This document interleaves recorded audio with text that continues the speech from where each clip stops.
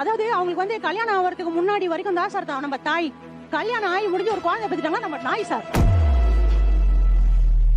8 மணிக்கு சாப்பாடு கொடுத்தியா, 10 மணிக்கு இது பண்ணியா, உன் புருஷனுக்கு ஆக்கி போட்டியா, அவங்க குடும்ப நடத்துறவங்களுக்கு தெரியாதா என்ன செய்யணும்னு? 4 தலைமுறையாக எதையும் அனுபவிக்காம வேலை மட்டுமே பார்த்துட்டு இருக்க அம்மாக்களிடம் மறுபடியும் வேலை வாங்குவது நியாயமா?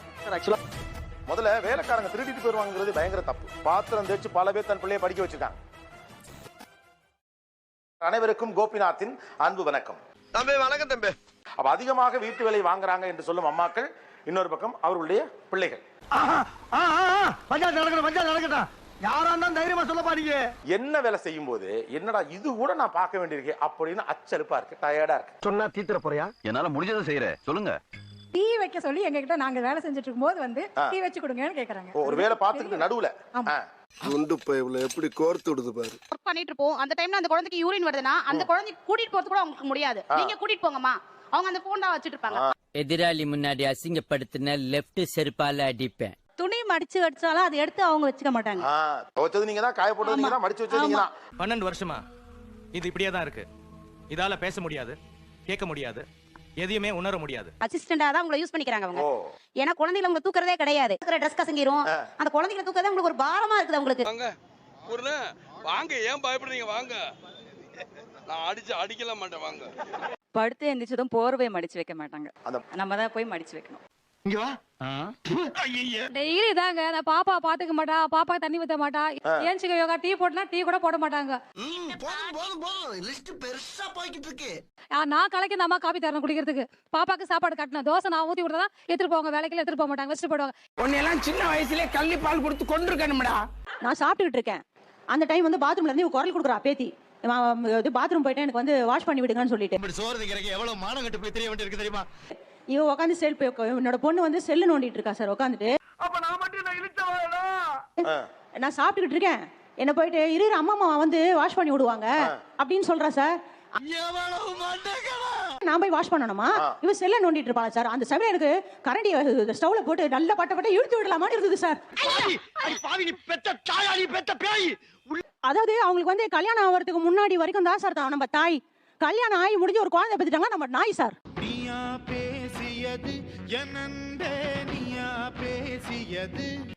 நம்ம வாலாட்டிக்கிட்டே ஐயோ குழந்தை குழந்தை குழந்தை அதுக்கு மீறி ஒரு வார்த்தை ஏதாவது கோவமா பேசிட்டானா ஸ்ட்ரைக் சார். குழந்தை நம்ம கண்ணிலே காட்ட மாட்டாங்க சார். கட்ட குறைக்கு கட்டம் சரியில்லை, நம்ம கூட விளையாடுறதே அவனுக்கு வேலையா போச்சுடா. அதுல ரொம்ப கொடுமை அந்த மாதிரி பண்ணுவா சார். கேளுங்க சார் நீங்க. ஆளை பார்த்தா அப்படி தெரியலையே அவங்க சொன்ன மாதிரி. ஒண்ணுமே தெரியாத மாதிரி இருக்கு. அங்க மைக் கொடுங்க. ஒரு காலங்காத்தால உனக்கு குறவழி வரைக்கும் சோத்த போட்டு வண்டியில ஏத்திட்டு வந்ததுக்கு உன்னால என்ன பண்ண முடியுமா அதை பண்ணிட்டேன். சும்மாவே போனை நோண்டிட்டு ஒரு அம்மாவை சாப்பாடுல இருந்து எழுப்பி போற சொல்ற அளவுக்கு நான் குடும்பக்காரி இல்ல. மேடம் இது ஆக்சன், இவனோட நடவடிக்கை வெளியில விட்டு பாருங்க, அப்ப நல்லா சிரிக்கிறான் பாருங்க. அவங்க சொல்றது ரொம்ப எக்ஸ்ட்ரீம். அவ்வளவு குடும்பக்காரி கிடையாது, ஓரளவு குடும்பக்காரி. தங்காதுரை ஒரு அளவுக்கு மேல பண்ணாங்க. அப்ப உங்களுக்கு என்ன தோணும்? இவ்வளவு பண்ணி செஞ்சு புருஷன் பொண்டாட்டி ரெண்டு பேருக்கும் சூடு வைக்கலாமான்னு இருக்குமா சார்? 2 பேருக்கும். ஆமா. வெளியே வா, மம்பட்டி வச்சு நடுமண்டு பொடுக்குறியா? ஒண்ணே ஒண்ணுதான், அவங்களை அனுப்பிச்சிட்டீங்களா அவங்க வீட்டுக்கு, அதோட விட்டுருங்க. ஏன் அவங்கள வேவு பார்த்துக்கிட்டே இருக்கீங்க நீங்க? அப்படி கேளுங்க, அறிய வரட்டும். 8 மணிக்கு சாப்பாடு கொடுத்தியா, 10 மணிக்கு இது பண்ணியா, உன் புருஷனுக்கு ஆக்கி போட்டியா, அவங்க குடும்ப நடத்துறவங்களுக்கு தெரியாதா என்ன செய்யணும்னு? அது நீ இப்படி எங்களை மடக்கவே நான் எதிர்பார்க்கவே இல்ல. நீ முடியலனா ஹோட்டலுக்கு போறேன்னு போறாங்க சார். எனக்கு இஷ்டம் இல்ல சார். உங்களுக்கு இஷ்டம் இல்ல நீங்க போகாதீங்க. அவங்களே கூப்பிடுறியாமா? என்னெல்லாம் கூப்பிட மாட்டா சார். நீங்க வேற சார். அங்கெல்லாம் கூப்பிட மாட்டா சார். அதெல்லாம் டேய் இவன் வேற என்னை ரொம்ப டார்ச்சர் பண்றான்டா. இல்ல சார், ஒரு சில டைம்ல எல்லாம் படிச்ச முட்டாளையிடுறாங்க சார். இவங்க நல்லா படிச்ச முட்டாளையிடுறாங்க சார் ஒரு சில டைம்ல. நீ ரொம்ப ஓவரா போயிட்டு இருக்க, ரொம்ப ஓவரா போயிட்டு இருக்க. என் பொறுமைக்கு ஒரு அளவு இருக்கு, உன்னையெல்லாம் இறக்கப்பட்டு விட்டுட்டு இருக்கேன்டா. எனக்கு சாப்பாடு சார் நான் செஞ்சேன்னா அது கரெக்டா இருக்காதுன்னு அவங்களே சொல்லிடுவாங்க. ஆனா நாங்க வேலையும் செய்யணும். நாங்க எப்படிதான் பண்றது எங்களுக்கு தெரியல. எனக்கு வருத்தம்ப்பா, எனக்கு ரொம்ப வருத்தம். இத்தனை நாள் என் கூட பழகிட்டு இப்படி பண்றீங்க, அசிங்கமா இருக்குடா. நீ என்ன வேலை செய்யறமா சொல்லுமா சார். நாங்க நீ என்ன வேலை செய்யற சொல்லுமா வந்து. இப்ப நான் என்ன உங்கள்கிட்ட சொல்றது? பையனோட யூனிஃபார்ம்லாம் வந்து ஒயிட் ட்ரெஸ் வந்து அம்மா தோச்சாதான் நல்லா இருக்கும் நமக்கே தெரியும்.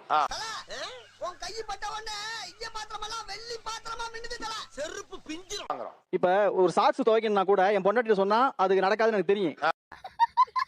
அந்த ஒரு பர்பஸ்னால தான் எங்க அம்மாட்ட சொல்லுவேன். அம்மாட்ட சொன்னா அந்த வேலை கரெக்டா நடக்கும், அவன் அந்த சாக்ஸ் துவைச்சு வச்சிரு அப்படின்னு சொன்னா அது பெர்ஃபெக்ட்டா அம்மா துவைச்சு வச்சிருவாங்க. என்னடா இழிச்சவே பாருங்க. பாத்துக்கிறோம், குழந்தைய பாத்துக்கிறோம். இப்ப ஹஸ்பண்ட் வந்திருக்காங்க, ஹஸ்பண்டையாவது அவ கவனிச்சுக்கணும் இல்லையா? அவருக்கும் நாங்க தான் சாப்பாடு போடணும். என்ன பதில் சொல்லுவ? ஆமான்னு உண்மையை ஒத்துக்க முடியுமா? செருப்பால் அடிப்பாங்க.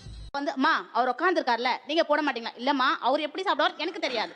ஓகேவா? நீ தான் அவருக்கு பார்க்கணும். ஒத்த ரோசா பிள்ளைய ரொம்ப அற்புதமா வளர்த்திருக்கம்மா நீ. நீ போட்டு வச்சா அவர் சாப்பிடுவாருமா.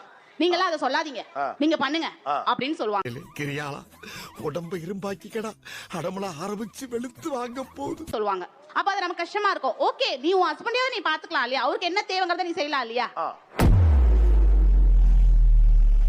நான் ஏதாச்சும் ஒரு வேலையா இருந்திருப்பேன், இல்ல என்னால உடம்பு முடியலமா நீங்களே பண்ணுங்கம்மா அப்படின்றதுனாலதான் நான் அப்படி சொல்லுவேன். செக்கில ஆட்டின சுத்தமான உருட்டு. சமைச்சாச்சு, டிஃபன் பண்ணியாச்சு, எல்லாம் எடுத்துட்டு வந்து பக்கத்துல வச்சாச்சு, தண்ணி கொண்டு வந்து வச்சாச்சு. ஒரு ஹஸ்பண்டுக்கு போட்டு கொடுக்க முடியாதா?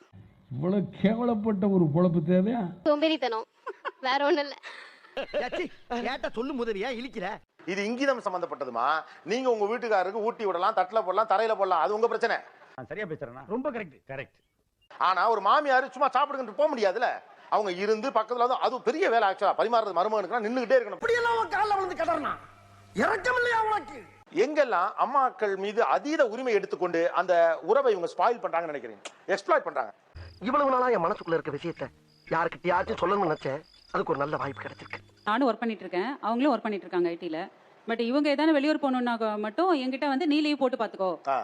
சாம்பார் அப்ப எனக்கு என்னால லீவ் போட முடியாது. நீ லீவ் போட்டு ஒரு வாரம் பாத்துக்க கூடாதா?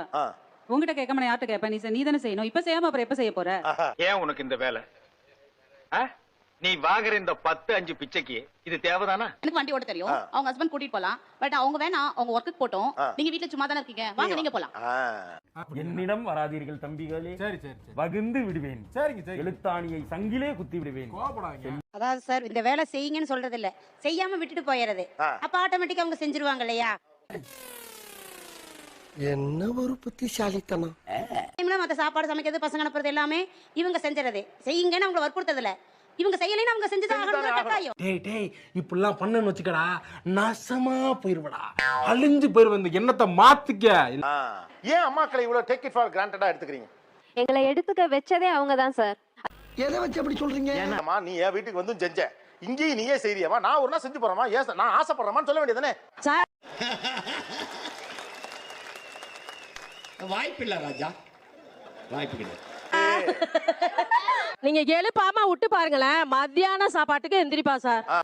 எங்க வீர வாழ்க்கையில இதெல்லாம் ரொம்ப சகஜம். காலையில இருந்து தூங்குவா சார். என்ன உட்கார வச்சு பண்றது அவங்களுக்கும் பிடிச்சிருக்குது.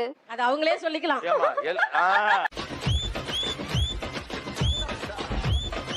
ஆமா இப்படி செய்யறேன்னு கேக்குது இல்ல அந்த வாய். நான் செய்யறேன் நீ உட்காருமான்னு சொல்லலாம்ல. கிடைக்கிற கேப்ல எல்லாம் ஆப்பு வைக்கிறியே சிவாஜி. ஒர்க் முடிச்சிட்டு வருவோம் சார். வந்த உடனே அம்மா இன்னைக்கு நான் இதை நான் செஞ்சுட்டேன் அப்படின்னு அவ சொல்லுவா. நான் எதிர்பார்க்கறேன். அது ஒரு நாள் நடந்தது இல்ல சார். கோடி ரூபாய் கொடுத்தாலும் சில விஷயங்களை நான் செய்ய மாட்டேன். அதுல முதல் விஷயம் இது. காலையில டிஃபன் வரணும், அதே மாதிரி மத்தியானம் லஞ்ச் வரணும், நைட் டின்னர் வரணும். இந்த மாதிரி ஒரு 2 நாளைக்கு செய்ய சொல்லுங்க சார். சந்தோஷப்படுவோம் சார் நாங்க. நான் நினைச்சா பண்ணலாம், ஆனா பண்ண மாட்டேன். நீங்க அம்மாவா இருக்கீங்க, நீங்க மகளா இருந்தீங்கல்ல, அப்ப அது நடந்திருக்கா உங்க வாழ்க்கையில? இந்த மாதிரி எல்லாம் ஒரு லைஃபை நாங்க என்ஜாய் பண்ணவே இல்ல சார். சகல நிலைமை நினைச்சு ரொம்ப பரிதாபமா இருக்குப்பா. 4 ஜெனரேஷனா ஒரு ஆளு மகளா இருந்தப்ப எந்த சௌரியத்தை அனுபவிக்கல, அடுத்து அவங்க ஒய்ஃப் ஆன பிறகு எந்த சௌரியத்தை அனுபவிக்கல, அவங்க அம்மாவான பிறகு எந்த சௌரியத்தை அவங்க அனுபவிக்கல, இப்ப பாட்டி ஆன பிறகு எந்த சௌரியத்தை அனுபவிக்கல. 4 தலைமுறையா வேலை மட்டுமே பார்த்துக்கிட்டு இருக்காங்க. 4 தலைமுறையாக எதையும் அனுபவிக்காம வேலை மட்டுமே பார்த்துட்டு இருக்க அம்மாக்களிடம் மறுபடியும் வேலை வாங்குவது நியாயமா? ஏன் ஒரு வேலைக்கார பெண்மணியை வேலைக்கு வச்சுக்க ஒரு 3000 ரூபாயோ 4000 ரூபாய் செலவு பண்ண ஏன் தயார் இல்ல?